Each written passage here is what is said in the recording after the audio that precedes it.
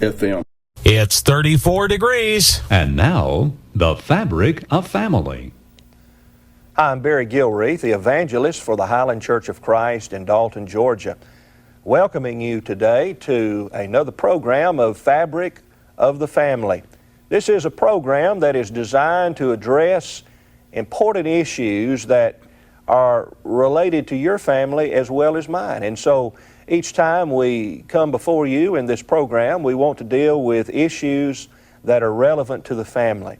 And we certainly have a subject that we want to discuss today that is relevant to the family and certainly can have a great impact upon it, because we're going to be talking about the subject of lying.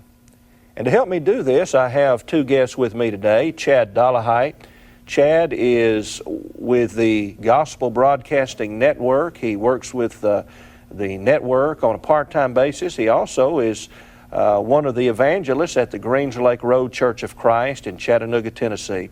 Chad, we're very happy to have you with us. Thank you. And also Todd Creighton. Todd comes to us from the Ridgedale Church of Christ in Chattanooga, Tennessee. He has been on the program at other times as well. I believe you're also on the Q&A program that the Gospel Broadcasting Network produces. And so we're delighted to have both of you men here with us today. And as I announced just a moment ago to those listening and watching the program today, we're talking about lying. And certainly this is a subject that will have an effect upon our family if we participate in it. So I want to begin by asking Todd this question so we can kind of define our terms. What do we mean by lying?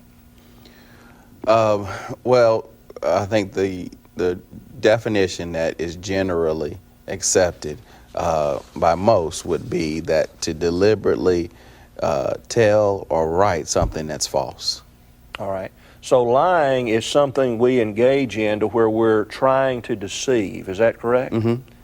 All right. So someone then could maybe utter something that's not true, but would that necessarily mean that they're engaging in a lie? And that's a good point. No, that wouldn't necessarily mean that they're engaging in a lie. It also could be an instance where someone makes a statement and then changes his mind. I'm thinking of the passage where Jesus said, at this time I will not go up to Jerusalem, and later he went. Now, reading that in the context, someone would say, okay, we caught Jesus. He told a falsehood because he said he wouldn't go, then he went. Okay. But in normal conversation, we do that. We may say, oh, well, I wasn't going to go there, but I changed my mind. I'm going to go. You weren't intentionally saying something to deceive. It was just a change of mind. So that's a good point. And that's an excellent point that you brought up there with the example of Jesus. So what we then need to understand that to engage in a lie means that there is the intent to deceive on my part. Chad, what does the Bible have to say about the subject of lying? Well, the Bible has a great deal to say about this. One of the passages that always first comes to my mind is Revelation 21, verse 8. But the fearful and unbelieving and the abominable and murderers and whoremongers and sorcerers and idolaters and all liars shall have their part in the lake which burneth with fire and brimstone, which is the second death. Well, that certainly shows us how serious this subject we're talking about is. It will cause one to be lost in the lake of fire for all eternity.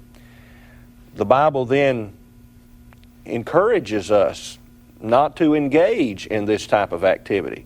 Any other passages come to mind? Well, there are passages in the Bible that just, one thing that comes to my mind that sticks out about this subject is there are passages in the Bible that say we should not lie, but then there are also just numerous passages in the Bible that encourage us to honesty. Over in Romans 12, Paul says, provide things honest in the sight of all men. And so there are what we might call negative warnings against lying and falsehood and deceit, but then there are also positive warnings toward being honest. Right, and one of the negative, to use your term, negative aspects of lying where the Bible tells us not to do it would be in Colossians chapter 3 and verse 9, where Paul says, lie ye not to one another. Mm-hmm. Well, that certainly has application to us as we go out into the world and we're on the job or we're at school, but it also has application to the family, does it not, Todd? Well, absolutely it does. Our character and the way that we are to carry ourselves as Christians. I remember Philippians chapter 1 about walking in a manner worthy of the gospel. The gospel is truth. It's all truth, the teaching of Christ. And to behave, when he talks about walk there, it's our lifestyle. When we do those things that aren't fitting of the gospel, fitting of a Christian, then we're not pleasing to God. And of course, lying would be included in that. And it's interesting too, of course, that God shows a contrast between truth and falsehood, and that everything that is against truth, in essence, it is a lie. It is something designed to deceive. It's designed to give a false conclusion. A good example in 2 Thessalonians, and I thought of this when Chad was making a good point. In 2 Thessalonians chapter 10, he says, "And with all deceivableness of unrighteousness in them that perish, because they receive not the love of the truth, that they might be saved. And for this cause God shall send them strong delusion, that they should believe a lie." And so that God will allow us to believe those things that we choose to, but it's up to us to investigate. And so that brings up a good point of us in our own personal character, that we have to police ourselves, as it were. One of the reasons that I think people continuing lying is because they've gotten away with it. And maybe they start off saying something that's false or a lie because of fear or because of selfishness or whatever the goal. And those lies continue to build and build and build. And it's like the more I get away with it, the easier it seems. And yet the Bible tells us we ought to police ourselves in the beginning. And so that when we know, if we even have the desire to tell something is false, something there ought to kick in and say, listen, I'm a Christian and I can't do that. I can't compromise my spirituality for whatever I might gain from telling this lie. It's certainly true that lying can begin to expand if we engage in it. And that's a good point that you made there, and remind me of a story I heard about some boys, and they were constantly telling lies. And so this teacher was getting sick and tired of these boys telling her lies. They always had a story of why they couldn't get their homework done, or why they couldn't do this particular assignment. So on one particular occasion, these boys came in about 30 minutes late. And they missed a test that had been planned for that morning. And so the teacher said, where were you? They said, oh, we had a flat tire. Well, the teacher was suspicious. So she said, okay, I tell you what, boys, I'm going to allow you to take your test. But your test's going to be different than everyone else's. And you're only going to have one question. And she sent those boys to different parts of the room and corners of the room.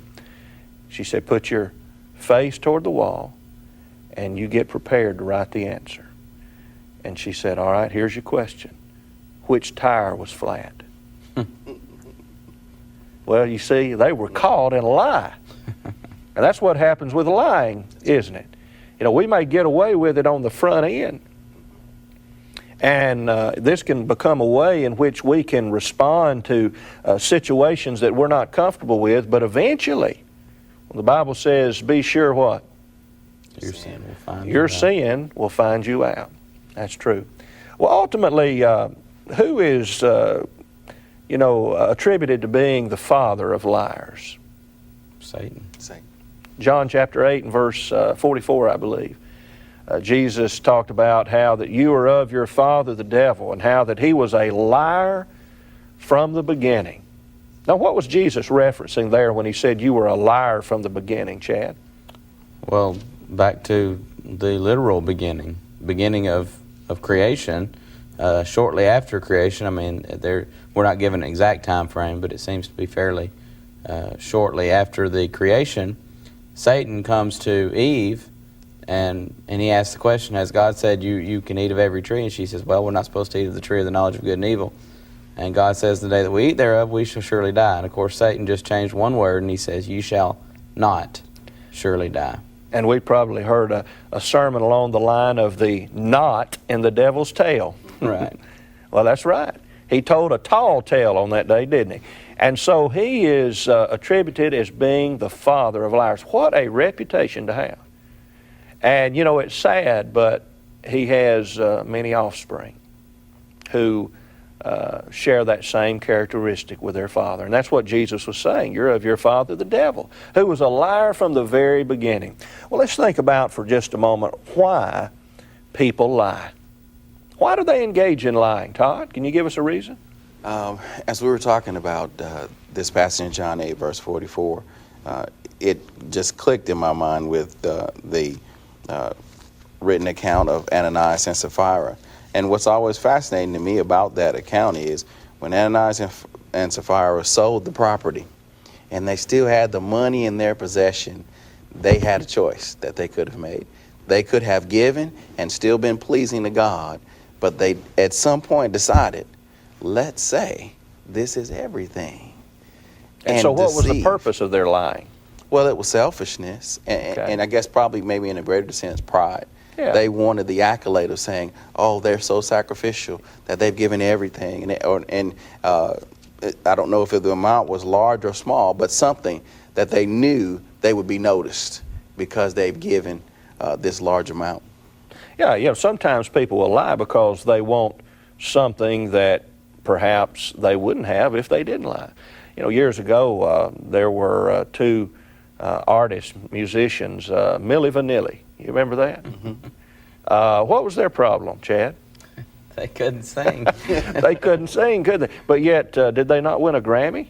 Mm-hmm. Come to find out, it wasn't them doing the singing. It wasn't them doing the singing. I think they even had to give the Grammy back. Yes. But there's an example where somebody, you know, apparently wanted something so badly that they were willing to lie in the process in order to get it. And certainly that's a wonderful Bible example that you've shared with us there, Todd, about here's someone who wanted something. Maybe it was the accolade of being these generous givers. And they lied in the process. They said, we've given it all, when in reality, they had not given it all. So that's a good point. What's another? Well, definitely one I think that is really chief as pertains to the family is as adults and, of course, teaching your children about lying and helping them to understand these reasons behind it. I think you can think of 4 reasons or 4 categories, and we've talked about one, selfishness being a category of why people lie, but also fear. Could be fear of punishment, a child who's afraid that they're going to get in trouble for something they did and they lie to try to get out of it. And, you know, my wife and I, having 2 boys, 7 and 4, and trying to help them to understand why lying is wrong. It's been a process. Yeah. Because, you know, sometimes they will, when they were even younger, say around, say 3 years old or so, they'd say things and you think in your mind, okay, are they really saying this because they know they're going to deceive, or is it a concept they don't understand? And so as a parent, you start to train and help them. And when you get to such point with a child that you know they've said this because they're trying to get out of it, then you try to handle it appropriately. So I think with fear, that particular thing of lying is helping a child or even sometimes adults to know that whatever the circumstances or whatever it is they've done, it's going to be better if they tell the truth. And of course, I emphasize that with my boys. It may not get you out of the consequences, but it's always going to be better if you're honest about it, because that's something you never want to lose with someone, is their ability to trust you. And so I think fear is a big factor. Also, something that goes hand in hand with that is guilt and shame. You know, we feel guilty about something we've done, and it's not necessarily we're afraid of the consequences, but afraid of the way we'll look. You know, I think that keeps a lot of people who are Christians from coming forward when they've sinned publicly, is that guilt over how did I let myself get in this situation. And another thing that's probably a sister to that is shame, that, you know, I feel like I'm no longer worthy to tell the truth. If I do tell the truth, I'm just going to go back and do the same thing. So I might as well, just not even deal with it. And in a sense, they're lying by default. They haven't told a lie, but they haven't told the truth either. Yeah. So I think those four things that stick out in my mind as some of the reasons why people lie and try to use lies as a escape from those things. Chad, what are your thoughts? Any ideas, thoughts concerning why people lie? What are some reasons for that? Anything Todd said you want to touch on? I think, and this is a separate reason from what Todd mentioned, but I think it's one of the sadder reasons why people lie, but it's one of the big reasons as well. Some people lie to make themselves look better, and it's an idea of building up self, trying to make themselves look better, even if that means to the detriment of others, running down good names in situations like that. But I think that's a big reason why people lie. They want to make themselves look better. Right. And so they go about any means to do it, even if that means, that's what the Jews were doing in Jesus' day back in John 8:44. They lied about him to try to make themselves look better. And in fact, they boldly, proudly proclaimed, "We have Abraham as our father." Right. Jesus says, "Abraham's not your father. Your father is the father of lies." Yeah. Satan. And I think it's so important, since this is a program about the family, that we especially emphasize, we've talked about some of the reasons people lie, but the importance for parents in the home to begin to teach their children from the time that they're able to understand that lying is not an acceptable means of communication. Right. And, something you touched on there, you were talking about your own boys and, trying to determine whether they understood a concept or whether they were lying. When I was growing up, I always understood, and I was told by my parents, now if you do something wrong, there's going to be punishment. But if you lie about it in the process, well, there's going to be extra punishment. Right. And, I think we need to think about that very seriously, because if our children do not learn the importance of telling the truth in the home, well, we know what the consequences of that are going to be. They're not going to tell the truth at school. They're not going to tell the truth when they get older and they start working and they find themselves in a situation that they don't want to deal with. Well, I'll tell a lie. And so it's like a snowball, And sometimes parents may unintentionally teach their children that it's okay to lie, not by words per se, but by the fact that they did not respond to maybe things that were smaller, things that seemed more innocent.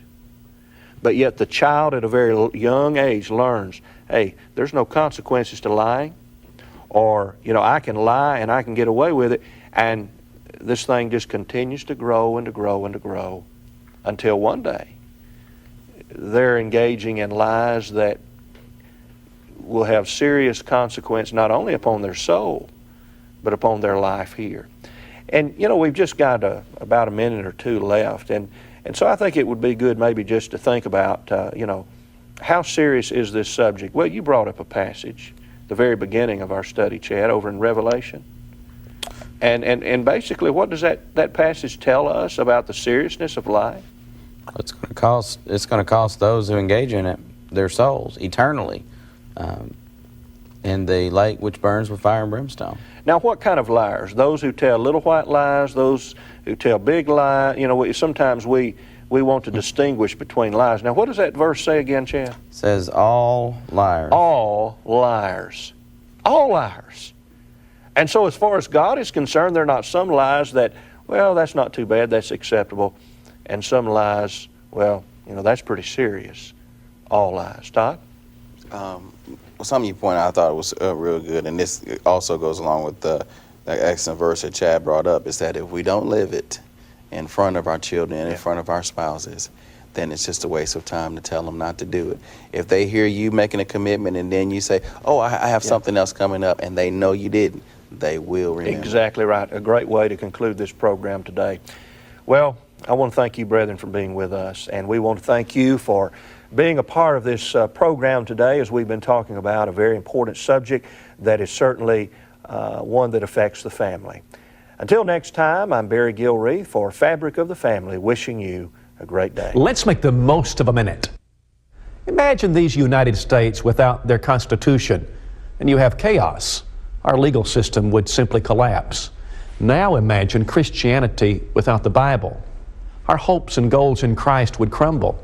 And yet many people unknowingly abandon the teachings of the Bible regarding religion. For example, consider the person who isn't a member of the church, but who argues that they don't believe in organized religion, or who feels closer to God away from the church. Listen, the Bible says in Ephesians 5:25 that Christ loved the church and died for it. That's right. He died for the church. To have hope without it, therefore, is to have hope without Him. Let's go back to the Bible and let it guide our beliefs and practices in spiritual concerns. I'm Glenn Colley from the Church of Christ, hoping you make the most of your minutes. Hello, I'm Jim Dearman, host. Speech on page 1 of 3. Favorite screen brightness selected. Screen record.